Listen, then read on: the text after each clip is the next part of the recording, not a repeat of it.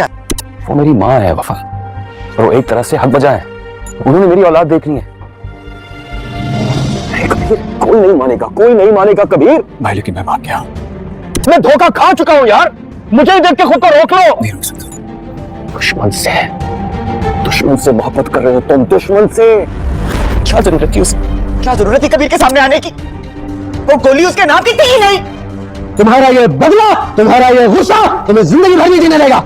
Drama serial मन मस्त मलांग की आने वाली एपिसोड में कबीर और रिया की शादी हो जाती है। अस्मा आपा और वाजिद को जेल हो जाती है, क्योंकि पहले कबीर ने कहा था कि अस्मा आपा को जेल नहीं होगी। कबीर ने अपना अतबार कायम करवाना था। अस्मा आपा को पता चल गया था कि कबीर को ये डर था कि कहीं अस्मा आपा ये बता ना दे। उस दिन जब हॉस्टल में कबीर को कोई लड़का मारने आया था तो वो कौन था? कबीर को शक हो गया था, क्योंकि इसको यही लगता कि अस्मा आपा ने इस लड़के को भिजवाया है मुझे मारने के लिए। अस्मा आपा ने मुझे मारने की कोशिश की है। कबीर को वाजिद की शक्ल भी याद आ, क्योंकि इसने सिर्फ आंखें देखी थी। इस दिन से लेकर आज तक वाजिद ने कभी अपनी ऐनक नहीं उतारी है। कबीर को पता चल गया था कि वाजिद ही है जिसने कबीर पर हमला करवाया था। कबीर जब रिया खान से मिलने के लिए उसके घर में आता है तो अस्मा बाहर वाजिद के साथ बैठी हुई गप्पे मार रही होती है। कबीर जाता है, एकदम से अस्मा का रंग उड़ जाता है और जल्दी से अपनी ऐनक कबीर पकड़ लेता है और लगा लेता है। और कबीर ये कहता है कि यकादम दोनों ही मुजरम हैं। ये मुजरम की सुनते ही अस्मा कहती है क्या बकवास कर रहे, और ये कबीर ये फोन करता है कि सिकंदर को। रिया भी आ जाती है और सभी तमाशा लग जाता है। कबीर कहता है कि ये दोनों ही मुजरम हैं। अस्मा आपा ने मुझे मरवाने की कोशिश की थी, मैं हॉस्टल में था और किसी ने नहीं बल्कि वाजिद आया था मुझे मारने के लिए। मुझे अच्छे से याद आ गया वाजिद की आंखें, और कबीर भी जेल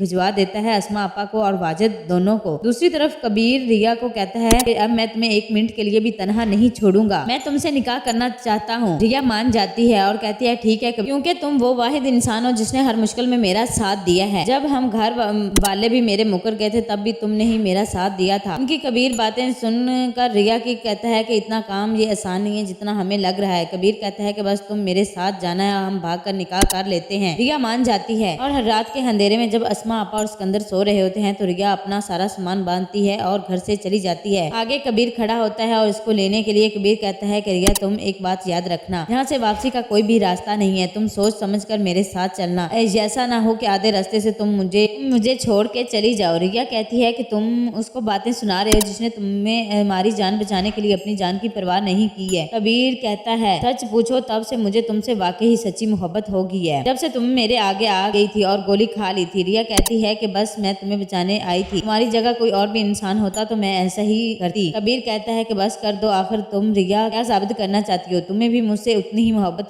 करने लगी हो जितनी मैं तुमसे करता हूँ। आज हमारा निकाह है। कबीर और रिया निकाह कर लेते हैं। निकाह में कबीर के कुछ दोस्त भी होते हैं। वफा कहती है मुबीना से कि आप जानती हैं कि आपके पीछे क्या हो रहा है, क्योंकि वफा ने सारी बातें सुन ली थी और कबीर की जब वो रिया से बातें कर रहा था। वफा कहती है कि मेरी बहन को तो घर से निकालने में आप कामयाब होगी, लेकिन आपको पता है कि आपका बेटा क्या गुल खिला रहा है कि मैं देख कर आती हूँ। वफा कहती है कि थोड़ी देर रुक जाएं, वो यहीं पर आएंगे। ये बात सुनते ही मुबीना हैरान हो जाती है कि वफा तुम्हारा दिमाग खराब हो गया, किससे निकाह कर रहा है? कबीर फिर इतनी देर में बेल बजती है और कबीर आ जाता है रिया को लेकर। बीना रिया को धक्के मारकर घर से निकाल देती है और कबीर भी घर छोड़कर चले जाता है। मुबीना रोती रहती है। वफा फिर से मुबीना का मजाक उड़ाती है और कहती है कि मुझे निकाला था ना, आपने दूसरी शादी करवाने लगी थी। देखेंगे अब आप अपने बेटे को संभाल लें, जो आपके कहने में बिल्कुल नहीं आ रहा है, निकाह करके आ गया है। आगे क्या होगा जानेंगे एक नई वीडियो में।